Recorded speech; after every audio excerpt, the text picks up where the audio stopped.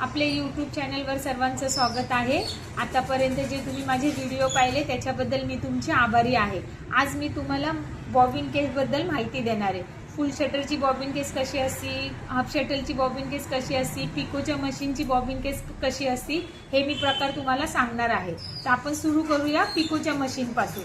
ही आहे आपली पिकोच्या मशीनची बॉबिन केस। बघा कशी, आणि बॉबिन केस वापरताना चांगल्याच कंपनीची वापरा। बॉबिन केस जी वापरणार तर तिला हीच भिंगरी वापरा।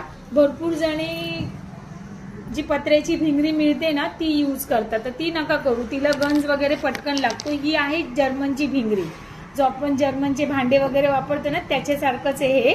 तर ही खूप हलकी असते आणि खूप सुंदर असते। ही असं वाटतच नाही ह्याच्यामध्ये टाकत। ही जितकी हलकी आहे ना तर तितकी मशीनला खूप सुंदर ती चालते, आणि बॉबिन केस मध्ये पण खूप सुंदर बसते आणि एकदम धागा असा एकदम स्मूथ येतो।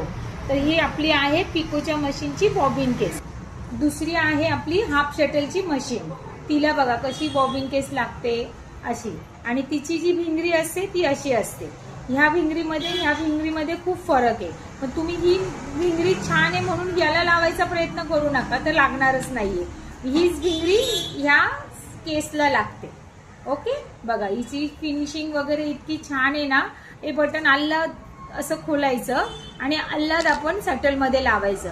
एकदम घाई करायची नाही, जास्त घाई जर केली तर हा जो आहे हे निघून येतं बाहेर आणि बॉबिन केस खराब होते। म्हणून खूप काळजीपूर्वक बॉबिन केसचा वापर करायचा।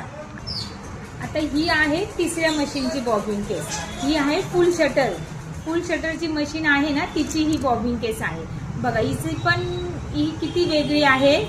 ही झाली आपल्या फुल शटरची बॉबिन केस। हिला जी फुल शटरला ही भिंगरी चालते, पिकोच्या मशीनला पण ही भिंगरी चालते।